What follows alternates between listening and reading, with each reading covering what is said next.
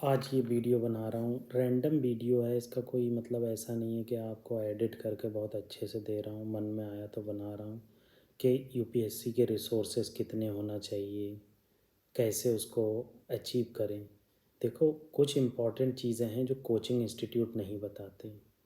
जैसे एक बहुत ही इम्पॉर्टेंट चीज़ है और बहुत ही 200% इम्पॉर्टेंट है, वो सबसे ज़्यादा इम्पॉर्टेंट है कि आप एनसीईआरटी को फॉलो करें। अगर आप एनसीईआरटी को फॉलो नहीं करते तो कहीं ना कहीं आपको उसका नुकसान देखने को मिलेगा। तो इसलिए कि आप जब भी कोई भी चीज़ पढ़ रहे हैं तो उसको एनसीईआरटी से लिंक करिए, क्योंकि गवर्नमेंट कुछ भी पूछती है वो अपने रिसोर्सेज से ज़्यादा पूछती है। तो ये लोग, कुछ लोगों को ये बातें मालूम होती हैं तो वो एनसीईआरटी से रट लेते हैं।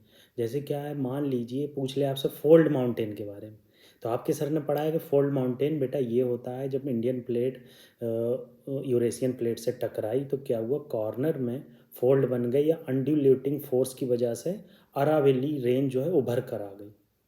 तो इससे क्या हुआ कि एक फोल्ड माउंटेन बना, तो इसलिए अरावली को one of the oldest fold mountain कहा जाता है।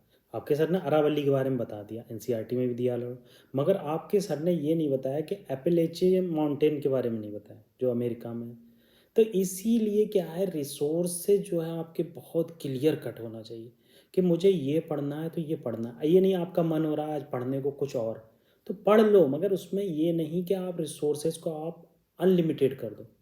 बहुत ज़्यादा रिसोर्सेज होने से बहुत सारे घाटे देखने को मिलते हैं। तो मेरा यही कहना है, रैंडम वीडियो है, कोई एडिट नहीं है इसमें। मन आया कि लोगों को ज्ञान देना चाहिए, थोड़ा सा ज्ञान देना भी ज़रूरी है।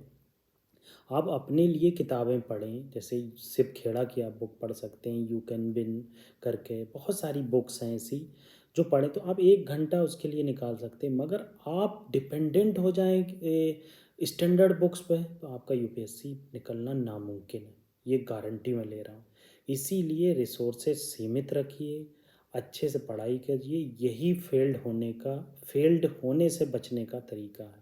आप जितना रिसोर्सेज को लिमिट करेंगे, वो रिसोर्स फॉलो करेंगे जो इंडियन गवर्नमेंट अलाउ करती है, जो यूपीएससी अलाउ करती है।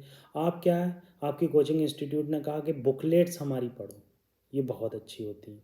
बुकलेट आप पढ़ रहे हैं मगर वो एनसीईआरटी नहीं दिया, उन्होंने अपनी मनमानी बनाई है, तो आपको उसका घाटा देखने को मिलेगा। तो ये मेरी आपसे रिक्वेस्ट है, ऐसी वीडियो मैं आगे भी लाऊंगा, देखते हैं इसके क्या व्यूज़ आते हैं उसके हिसाब से।